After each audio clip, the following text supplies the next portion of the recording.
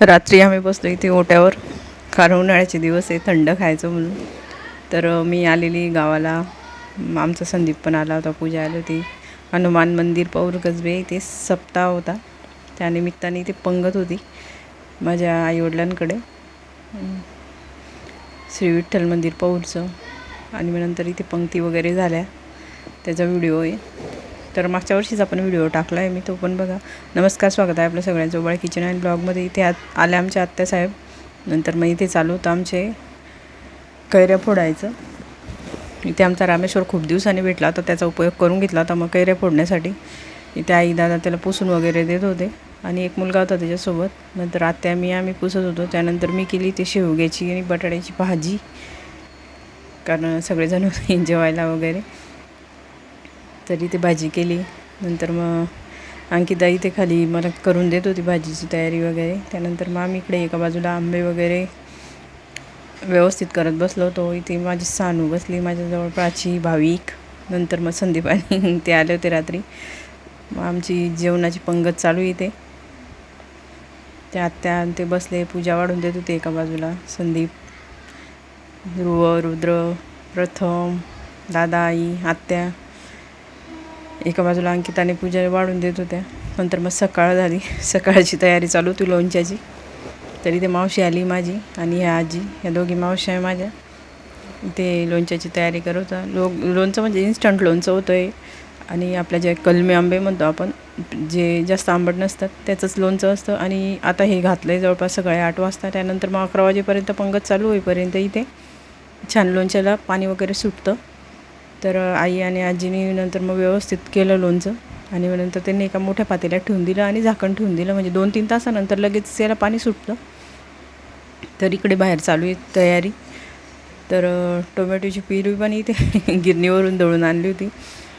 खूप सोपं झालेलं आहे आता काम. इकडे एका बाजूला अंकिता पीठ मळत होती, एका बाजूला चालू आहे दही घोटायचं कढीसाठी, आणि इकडे बेसन पिठाचा घोळ बनवायचा चालू आहे. इकडे एका बाजूला आमचा ध्रुव आणि ध्रुवचे अंकल, दिलीप अंकल, दोघे ताक पिऊन घेतलं होतं कढीचं, जसं घोटलं तसं. मग आमच्या आजी आल्या आहे कढी बनवण्यासाठी. आमचा मादा, संदीप. आजीने कढीला फोडणी वगैरे देऊ लागली.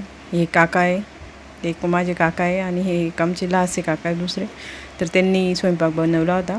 तरी ते कढीची फोडणी वगैरे टाकली. त्या कढीचा मोठा व्हिडिओ मी मागच्या वर्षी पण टाकला होता, आताही टाकूया आपण. तर इथे जो सांबार वगैरे असतो तो घालून घेतला आहे. कढीपत्ता, कोथिंबीर, मोहरी, हळद घातली आहे तेलामध्येच, मीठ घातलं आहे. तर त्यानंतर मग त्यांनी इथे पाणी टाकून घेतलं होतं. आणि आजी आमच्या एक्सपर्ट आहे कढी बनवण्यासाठी. आजी असतातच दरवर्षी कढी बनवायला. तर इथे ताक ओतायचं चालू आहे, कारण सगळ्यांची मदत असल्याशिवाय एवढा मोठा स्वयंपाक होत नाही. आणि गावाला काही जास्त करून कॉन्ट्रॅक्ट वगैरे अजूनही देत नाही, सगळेजणच इथे मदत करतात कामात. तर इथे बेसन पिठाचा घोळ घालून घेतला आहे. त्यानं आधी ताक टाकलं होतं. एका बाजूला आमची बच्चे कंपनी, सानवीला घेतलं आहे, सानवीच्या मामाने, नंतर मोठ्या पप्पांनी घेतलं, कारण एकच छोटं बाळ आमच्याकडे, तर जास्तच मजा चालते. तर इकडे बसली तिच्या दादाजवळ. इकडे आमची दुसरी बच्चे कंपनी, तनू, भाविक आणि ध्रुव, त्यांचं चालू होतं विमान वगैरे उडवायचं. कोणाचं काही असू द्या, मुलांचं त्यांचंच असतं. इथे आमच्या दोघी माम्या आहे, पूजाची आई, अंकिताची आई. दोघींना चपात्या करायला लावल्या होत्या मग, कारण घरी कराव्या लागतात बाहेर दिलेल्या असल्या तरी. एका बाजूला कढीन ते, एका बाजूला सानूच्या पप्पाची आवडती गोष्ट चालू होती, पोरांना असं उभं धरायचं. दिलीपचं आवडतं काम आहे ते आमच्या. तर ते मुलंही राहतात त्याच्याकडे तसं. इकडे हा भात शिजला होता 90%. त्यानंतर ते काका बोलले होते राहू द्या तसाच, तो वाफेवर होऊन जाईल. नंतर बरोबर मोकळा झाला होता भात. इकडे पीठ पण मळायचं चालू आहे, कारण थोडं कमी वगैरे झालं त्यामुळे जास्तच करायचं असतं. तरी ते तिघं भावांची मजा चालू होती बहिणीसोबत. तिला घर वगैरे बनवून देत होते आणि खेळवत होते. प्राची बसली एका बाजूला, ती पण मजा करत होती त्यांच्यासोबत. तिलाही एकदम मजा वाटत होती. इकडे खुशालराव आले आमचे पोळ्या घेऊन. तर कढी वगैरे झाली. आमच्या बापू नानांचं म्हणणं होतं मी व्हिडिओमध्ये दिसलोच पाहिजे म्हणे. तर इकडे आमचे अंकिताचे वडील आहे, म्हणजे माझ्या वहिनीचे वडील, दिलीप, हे आमचे काका वगैरे, सगळ्यांनी मिळून वगैरे मग हे पातेलं उचललं होतं. आमचे मामा आहे, पूजाचे, अंकिताचे दोघींचे वडील इथे कढीचं पातेलं उतरवत आहे. काही दुसरे आमचे ते गावातले दिलीप आहे, तर खूप जोखमीचं काम असतं एवढं गरम उचलणं म्हणजे. तर 5-6 जणांनी हे एकच पातेलं उचललं होतं. एवढं जड होतं कारण स्वयंपाक होता जवळपास 600 लोकांचा स्वयंपाक होता, 600 ते 700 लोकांचा. तर एका बाजूला भाताचं पातेलं आणि एका बाजूला कढी ठेवली होती. आता दिलीप चालाय जे पीठ मळलं ते घेऊन, कारण एका ठिकाणी लाटायला दिल्या होत्या चपात्या. इकडे आईची देखरेख चालू आहे काय काय म्हणून, कारण अजून इथे वरणाला फोडणी द्यायची होती. तर वरणाला फोडणी देण्यासाठी इथे कढीपत्ता कोथिंबीर घालून घेतली, त्यामध्ये अद्रक कांदा आणि लसूणची पेस्ट घालून घेतली आहे. ती पण गिरणीहून दळून आणली होती. एवढं सोपं काम झालेलं आहे आता. आणि टोमॅटोची जी प्युरी होती ती पण गिरणीहून आणली होती दळून. इथे एका बाजूला कलश मांडलेला आहे, एका बाजूला डाळ शिजते आणि एका बाजूला फोडणी देत आहे. म्हणजे मग दोघी कामं सोबत होऊन जातात. तर मग कढीमध्ये थोडासा मसाले वगैरे भाजीमध्ये थोडे मसाले वगैरे घातले.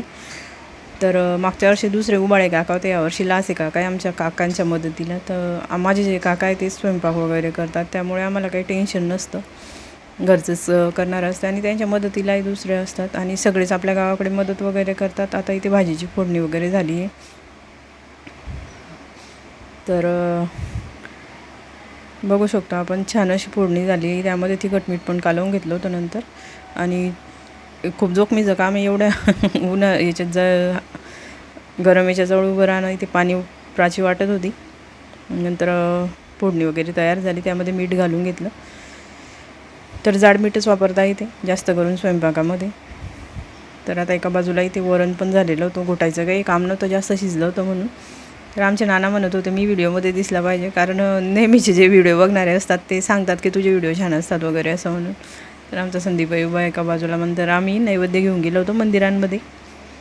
तर कढी, वरण, भात आणि चपात्या बाहेर दिल्या होत्या लाटायला. म्हणजे सगळेच मदत करतात, अशी सगळ्यांच्या घरी चपात्या दिल्या जातात ज्यांच्या घरी सगळ्या घराला जेवण वगैरे असलं. म्हणजे सगळ्यात पहिले हनुमान मंदिरात लेलेनगरच्या केला नैवेद्य. नंतर मग राम मंदिरात गेलो तिथे केला नैवेद्य. आमची तनू आली होती आमच्यासोबत, म्हणजे आमच्या मादाची मुलगी. त्यानंतर मग आम्ही नदीवर केला नैवेद्य, कारण 5 ते 7 नैवेद्य असे करायचे असतात ज्याच्या घरी सप्ताची पंगत वगैरे असते. कारण हे एक अन्नदान म्हणून करतात वारकरी लोकांसाठी, आपले ओळखीचे जे असले ज्याचे त्याच्यानुसार जो तो देतो. तर इथे नदीवर एक नैवेद्य ठेवला होता. नदीचं पाणी पूर्ण हिरवगार झालेलं आहे, पाणीच नव्हतं पण जे आहे ते हिरवं झालेलं होतं. पण ठीक आहे, नदी माता म्हणून. आता इथे जे सप्ताह चालू आहे तिथे नैवेद्य केला होता. तर इथे चालू होतं तुकाराम गाथा वाचन. तर इथे वाचक मंडळी बसली एका बाजूला. त्यानंतर मग इथे महादेव मंदिर पौरचं खूप जुनं. तर आमची शाळा होती इकडे बाजूलाच, तर आम्ही खेळायला यायचो खूप वेळा मंदिरावर. तर महादेव मंदिर पौरचं खूप दिवसांनी जायला मिळतं. मागच्या वर्षी गेली होती मी सप्ताहाच्या पंगतच्या वेळेस, तर आता गेली. त्यानंतर मध्यंतरी तर खूप वर्ष झाले होते जायला मध्ये. तर इथेही नैवेद्य केला आम्ही. त्यानंतर मग हनुमान मंदिरात गेलो. जे हनुमान मंदिराचा जो सप्ताह भरतो तो जवळपास 70-75 वर्ष झाले या सप्ताहाला. त्यामुळे खूप जुना असा सप्ताह आहे पौरचा. तर हनुमान मंदिर पौर कसबेत खूप जुनं असं मंदिर आहे. इथे गाथापारायण चालू होतं एका बाजूला. तर सगळीकडेच सप्ताह असतात जवळपास डिसेंबरपासून तर मार्च-एप्रिल महिन्यापर्यंत चालू असतात. तर इथलं विठ्ठल मंदिर हे बालसंस्कार केंद्र असतात. तर आम्ही जायचो रविवारी बालसंस्कार केंद्रामध्ये. कलावती देवींचं व्हायचं, एक राजूभाऊ जाधव म्हणून ते घ्यायचे इथे बालसंस्कार केंद्र. आणि बालोपासनं तर खूप छान असं घेत होते ते. तर बरं वाटत होतं जायला. प्रत्येक रविवारी हजेरी वगैरे लागायची. ज्यांना जास्त वगैरे टक्के मिळाले त्यांना वह्या पुस्तकं मिळायचं. तर रविवारी एक छान दिवस होता, तेव्हा लवकर उठायचं आणि मंदिरात जायचं. तर 1-1.5 तास लागायचा तेवढं करायला आम्हाला, पण छान वाटत होतं. तर इथे विठ्ठोबा रुक्मिणीचं दर्शन घेतलं, नैवेद्य झाला. आमचा मादा आला होता आमच्यासोबत, तनू आली होती. त्यानंतर आम्ही घरी पोचेपर्यंत इथे पंक्ताई बसल्या होत्या. आम्हाला भरपूर वेळ झाला होता यायला. तर गाड्या लागल्या होत्या बाजूला खूप साऱ्या. नंतर मग इथे पंक्ताई बसून गेल्या होत्या आम्ही येईपर्यंत. तर आमचे ध्रुव आणि भाविक पहिल्याच पंक्तीला बसून गेले होते जेवायला, त्यांना भूक लागली होती म्हणून.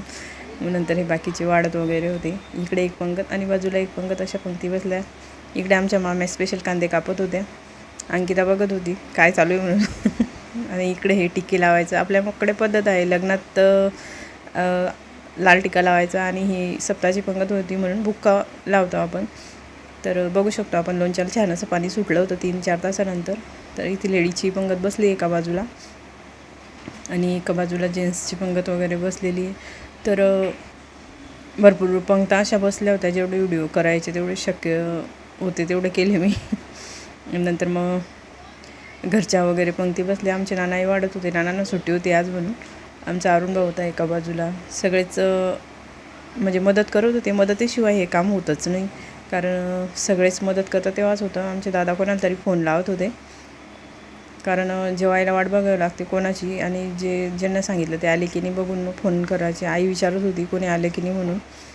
तर इथे ही लेडीची पंगत इकडेही बसली होती. आई आणि प्राची बसली होती. प्राचीला म्हटलं तू जेवण कर, मी बसते नंतर. तर ती बसली, आई, मामी, प्राची. नंतर मग इकडे जेंट्स होते एका बाजूला. इकडे आमच्या आजी वगैरे बसलेले आहे. तर अशा भरपूर पंक्ती झाल्या. त्यानंतर मग आम्ही बसलो होतो जेवायला. तर घरचे जे असतात ते शेवटी बसतात असं म्हणतात, पण तसं काही नसतं. ज्याला बसायचं तो बसवू शकतो, पण शेवटी असं असतात आपल्या घरची पाहुणे मंडळी जेवल्याशिवाय आपण जेवत नाही. नंतर आईन ते बसले होते शेवटच्या पंगतीला. नंतर पूजा, मी, अंकिता, इकडे माझी काकू वगैरे बसलेली जेवायला. तर त्या सांगत होत्या त्यांना वाढणाऱ्यांना तुमच्या बहिणीला द्या म्हणून जास्त, असं चालू होतं ते त्यांचं. नंतर मग इकडे आमची रुपाली बसली जेवायला, तनू बसली. मुलं आजकाल मोबाईलशिवाय बघत नाही म्हणून तिला तिथेही मोबाईल पाहिजे होता. तर मला चालू होती ते कढी वाढायचं, तर कढीत जास्त प्यायची का असं चालू होतं. नंतर दादा बसले, मादा बसला आमचा जेवायला. त्यानंतर मग इकडे आमचा महेंद्र गोंगडे, आत्याचा मुलगा माझ्या, आणि बाकीची मंडळी जे राहिलेली होती ते शेवटची पंगत होती. तर शेवटची तर काही म्हणता येणार नाही. याच्यानंतर एक पंगत बसली होती आणि नंतर उरलेले 4-5 जण परत घरात बसले होते नंतर. तरी ते सगळेच मदत करत होते. एवढं मोठं कार्य पार पाडायचं घरच्या घरी, म्हणजे कॉन्ट्रॅक्ट वगैरे काही देत नाही अजूनही गावाकडे. जास्तीत जास्त अशी मदतीनुसारच सगळे कार्य होतात. तर आमचा बंटी वाढत होता इकडे. तर माझा प्रथम काही घरी होता नाही, त्याचा पेपर होता म्हणून तो गेला होता कॉलेजला. नाही तर मग तो नंतर आला. संध्याकाळी 6 वाजले होते त्याला त्या दिवशी यायला. मग इकडे मंडळी बसले जेवायला. त्यानंतर आमचा समाधान भाऊ आला. तर समाधान भाऊ आणि संदीप बसला जेवायला.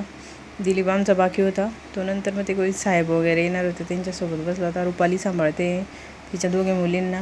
इकडे भांडे घासायचं काम चालू आहे बायकांचं, कारण माझ्या माम्या, काकू वगैरे सगळे असले. आमचे काका वगैरे उचलून नेत आहे पातेलं, कारण थोडंसं वरण होतं ते त्यांनी टाकून दिलं होतं तिकडे. आणि नंतर काकूने त्यांनी भांडे घासले. आमचा महेंद्र गोंगडे कांदा कापून देतो आहे स्पेशल पंक्तीसाठी. तर इकडे 4-5 जण घरात बसले होते. दिलीप, सतीश, आमचा बंटी आणि एक PSI साहेब होते पौरचे, ते बसले होते.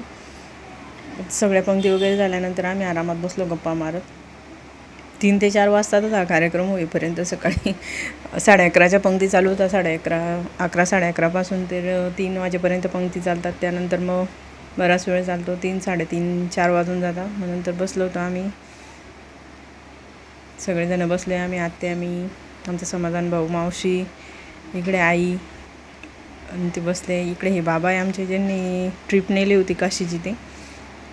त्यानंतर मग पंक्ती झाल्या. कसा वाटला व्हिडिओ नक्की कळवा. चॅनलला सबस्क्राईब करा. थँक्यू. श्री स्वामी समर्थ.